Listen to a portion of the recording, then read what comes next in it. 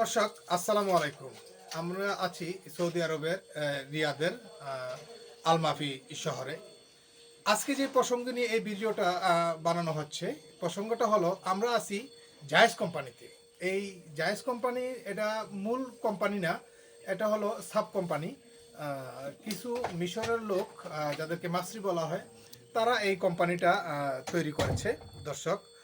আর এই কোম্পানিতে আমরা বাংলাদেশ থেকে এসেছি 20 জন মানুষ। 20 জনের মধ্যে 6 জন ওদের অত্যাচারে পালিয়ে গেছে। আমরা এখন আছি মোট 14 জন। 14 জনের মধ্যে বিগত 15 দিন আগে একজন অ্যাক্সিডেন্ট হয়েছিল, তার পায়ে প্রচণ্ড ব্যথা, ওরা ভালো ট্রিটমেন্ট করে নাই। তারপরে ও মোটামুটি সুস্থ হয়েছে, এখনও খুঁড়িয়ে খুঁড়িয়ে হাঁটে। ও এখন কাজ করতেছে। এবং তার 4-5 দিন পরে আবার আরেকজন অ্যাক্সিডেন্ট হয়েছে, তার হাতে প্রচণ্ড ব্যথা, সেও এখন রেস্টে আছে পাশের রুমে।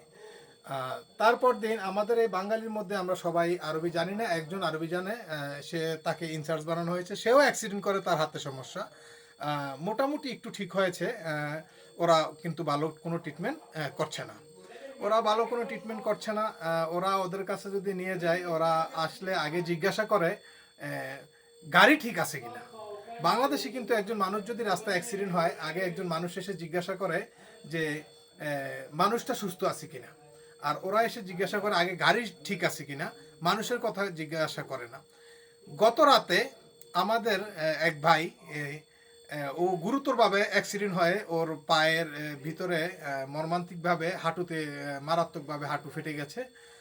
সারা রাত্র রাস্তায় পড়েছিল, কেউ ধরে নেই।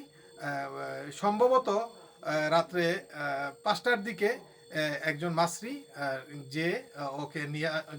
যে ওকে পায় নাই, পুলিশ ওকে নিয়ে হাসপাতালে নিয়ে গেছে। হাসপাতালে নিয়ে যাওয়ার পরে হাসপাতাল থেকে কোনো ট্রিটমেন্ট করে নাই, সারা রাত্র হাসপাতালে শোয়া রাখছে।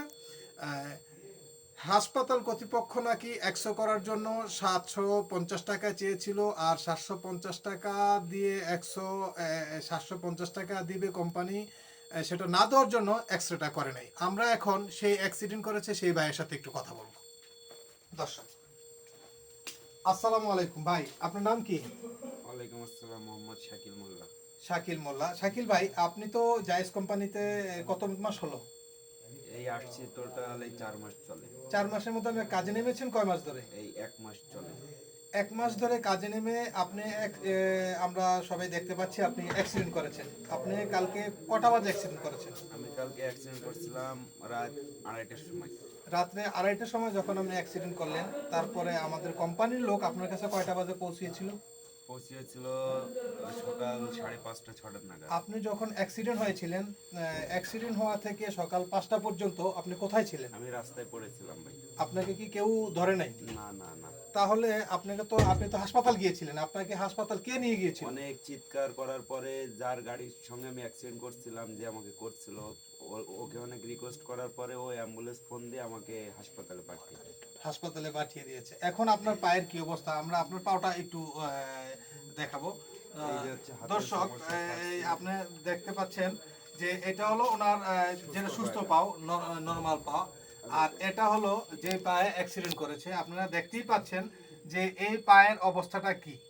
এই অবস্থাটা দেখলে বোঝা যায় যে এটার ভিতরে একটা মারাত্মক ধরনের সমস্যা অবশ্যই আছে। কিন্তু আমাদের এই কোম্পানি ওকে কিছু এই যে ওষুধ দিয়েছে, আমি ওষুধটা দেখাচ্ছি। বাংলাদেশে হলে এটা আগে এক্সরে করতো বা আলট্রাসোনোগ্রাম করতো, কোনো কিছুই করে নাই। আমরা কি কোনো কিছু করেছিল যে একটা এক্সরে বা একটা আলট্রাসোনোগ্রাম বলছিল, কিন্তু টাকার ক্ষেত্রে কোম্পানি এটা না করে দিয়েছে। টাকা কয় টাকা চেয়েছিল হাসপাতাল? ওই প্লাস 800 টাকার মতো। 800 টাকার মতো, 700 বা 750 এমন। এই টাকার অ্যামাউন্ট শুনে আর ওরা কি এক্সরে করে নাই, আলট্রাসোনোগ্রামও করে নাই। ওরা পড়ে থাক, যখন পঙ্গু হয়ে যাবে তোদের দেশে পাঠিয়ে দেবো, আর যতক্ষণ মোটামুটি ভাবে আশ্বস্ত তোরা এখানে পড়ে থাক। এই যে একটা ওষুধ আপনারা দেখতে পাচ্ছেন দর্শক, এই একটা ওষুধ আর এই একটা ওষুধ, এই দুইটা ওষুধ দিয়ে দিয়েছে। এই দুইটা ওষুধ খেলে নাকি এই পা সুস্থ হয়ে যাবে। দর্শক, এই হলো আমাদের আজকের এই প্রতিবেদন। আমি মোহাম্মদ ফয়সাল হোসেন, রিয়াদ আল মিফা থেকে, FK TV।